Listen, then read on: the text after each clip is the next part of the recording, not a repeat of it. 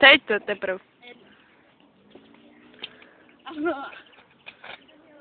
Ok, jak mi to jde?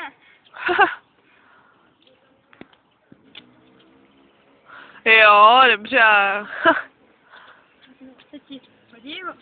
Ježiši, mě si měla hodit, ne sobě. To bylo naschvál, takový matení. Jo. Mateš, víš co, jako, že to vůbec neumíš, veď, ale přitom seš největší profík, jo. Já dokonce mistrovství světa jsem tam na tom okysování. Já teďka mu ukážu, jak to neumím. To dělají lidi, kteří to neumí.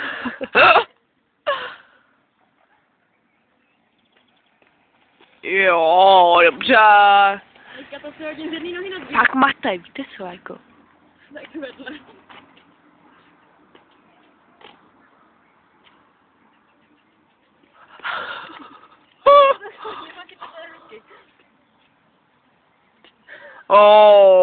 Profík, to je